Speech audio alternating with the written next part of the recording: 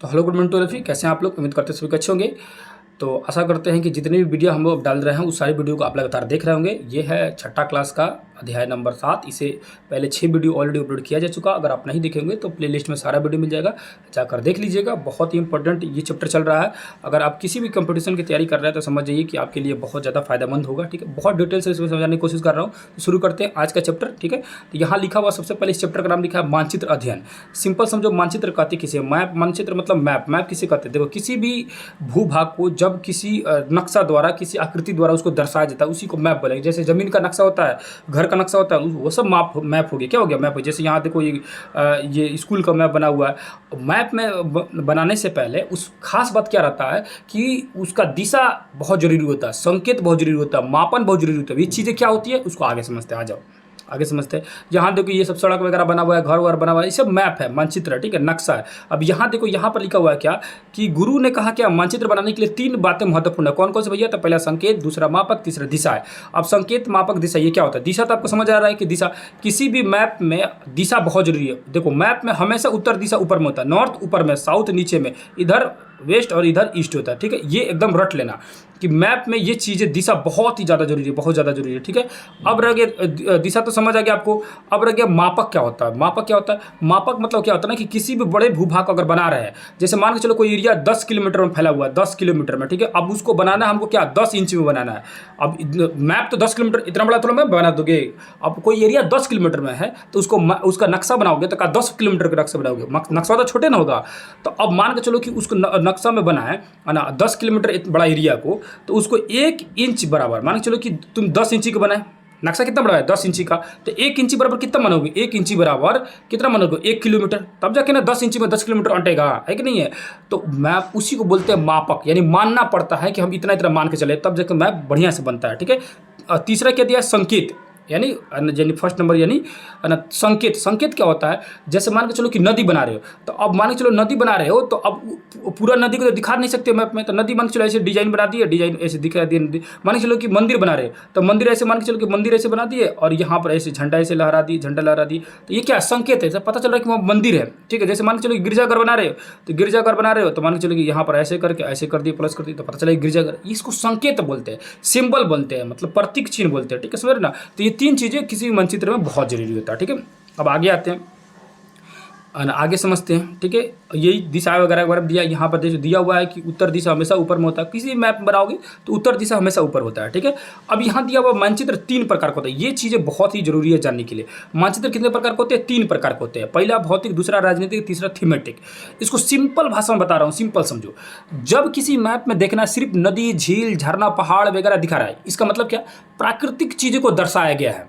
ठीक है, तो उसको बोला भौतिक मानचित्र है। क्या? जैसे मान के चलो तुम मार्केट में गए, दुकान में गए खरीदने के लिए, है ना, आप मैप खरीदने के लिए गए भारत का मैप खरीदने के लिए। दुकानदार से बोले भैया भारत का मैप देना मुझे। ठीक है, इंडियन मैप देना। वो बोला कौन सा मैप दे, राजनीतिक या भौतिक? तो क्या राजनीतिक, भौतिक? और कौन दुकानदार मान के चलो ज़्यादा जानता हो, तीनों मैप रखा, तब बोल देगा राजनीतिक दे, भौतिक दे या थीमेटिक दे। तो कोई ले, ये 3 तरह का मानचित्र, हम तो सिर्फ मैप जानते थे। अब जब बोल रहा है वो भौतिक राजनीतिक, तो इसका मतलब क्या है? अगर आपको पता रहेगा तो बताइएगा कि नहीं भैया भौतिक दीजिए, या राजनीतिक दीजिए, चाहे मत दीजिए। जो आपको पता रहेगा तो जरूर बोलेंगे। तो भौतिक में क्या है? जब वो दुकानदार बोल रहा है भौतिक मानचित्र, इसका मतलब क्या है ना कि वो उस तरह का मैप देना चाहता है जिस मैप में आपको नदी दिखाएगा, पहाड़ दिखाएगा, झील झरना दिखाएगा।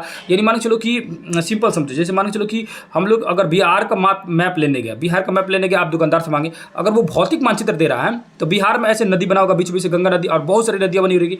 यहाँ पर दिखाएगा कि पहाड़ी भाग है और यहाँ नीचे दिखाएगा पठारी भाग है। ठीक है कि नहीं है? बीच वाला पूरा भाग दिखाएगा मैदानी भाग है। कुछ का जंगल वगैरह दिखाएगा कि किस किस एरिया में जंगल है। यानी प्राकृतिक चीज़ों को जिस मैप में दर्शाया गया है उस मानचित्र को बोलते हैं भौतिक मानचित्र। क्या बोलते हैं? भौतिक मानचित्र। और वही मान के चलो कि बिहार का आप मैप लिए और बोले कि नहीं भैया हमको राजनीतिक मानचित्र दीजिए, तो राजनीतिक में क्या होगा कि ये नदी वगैरह नहीं दर्शाएगा। उसमें क्या दर्शाएगा? उसमें जिला दिखाएगा, सॉरी मतलब बिहार में जिला दिखाएगा। जिला कौन कौन जिला कहाँ बटा हुआ है, जैसे पश्चिमी चंपारण, पूर्वी चंपारण, सीतामढ़ी, मधुबनी, सुपौल, अररिया, किशनगंज, ये सारे जिलाओं के बारे में आपको दिखाई देगा। ठीक है, कोई जिला का सीमा मतलब बॉर्डर लाइन, कौन जिला कितना बड़ा है, कितना उसका सीमा रेखा बनता है, कहाँ से किस तरह का बॉर्डर लाइन है, सड़कें किधर गई है, कौन सा रेलवे लाइन है। यानी जो मानव द्वारा बनाई गई चीज़ें है ना, उस मैप में अगर दर्शा रहा है तो उसको बोलिए राजनीतिक मानचित्र है। जैसे जिला तो कोनो जमीन थोड़े अपने से बना दिया कहीं पश्चिमी चंपारण ले जाओ, मानो ही ना बांटा कि पश्चिमी चंपारण, पूर्वी चंपारण, सीतामढ़ी, हाबी जाबी जितना भी है ये सब जिला को किसने बांटा, मानव अपने से बांटा है।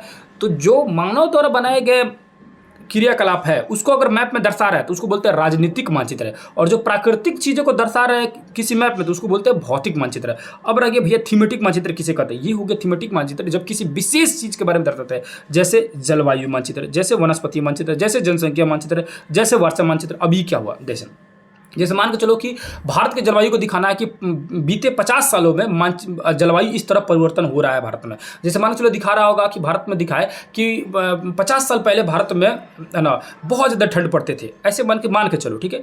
20 साल बाद थोड़ी सी ठंडी में कमी आ गई, गर्मी पड़ने लगा। 10 साल पहले थोड़ा सा और गर्मी पड़ गया, वर्तमान समय में बहुत ज़्यादा गर्मी पड़ रहा है। अब ये 4-5 तरह का मानचित्र हो गया।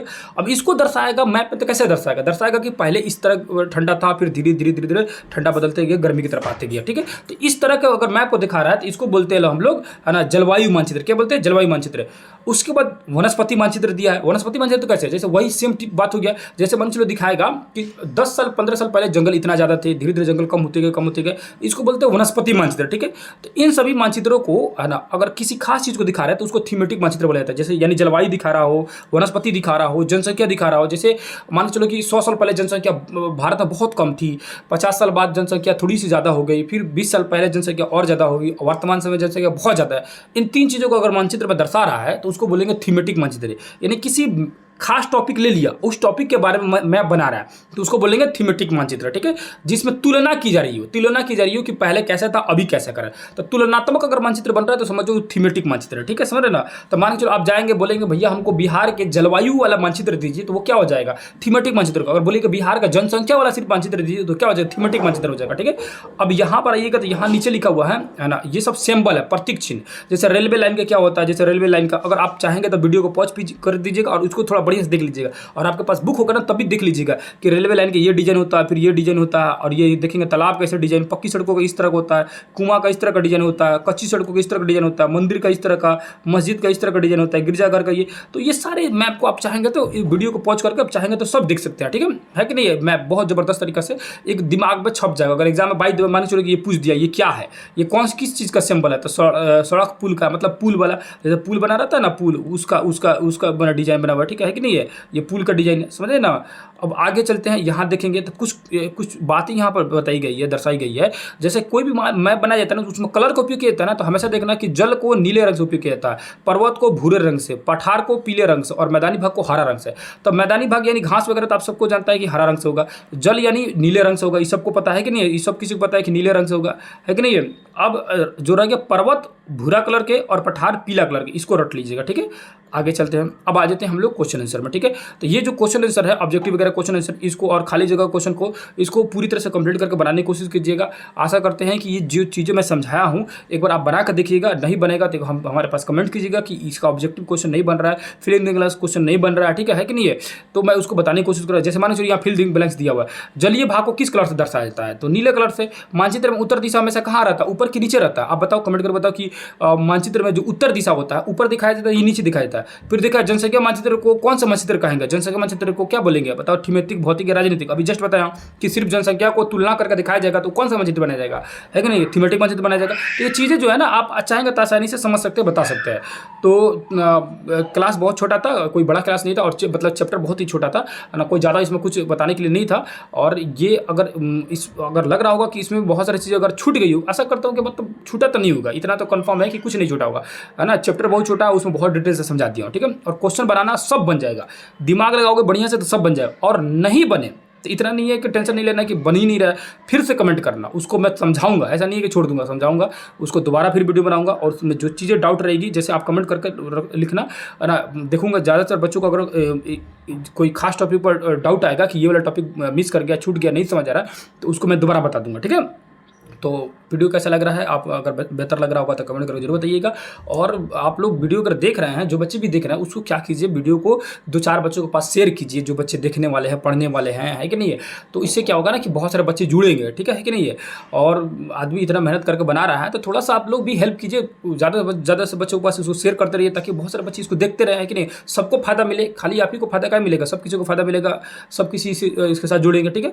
और इसी तरह और सारा वीडियो बनाते रहेंगे, और ज़्यादा बच्चे देखेंगे तो जाहिर सी बात है हमें भी मोटिवेशन मिलेगा, और सारे सब्जेक्ट के बारे में, हर क्लास के बारे में वीडियो बनाया जाएगा, ठीक है।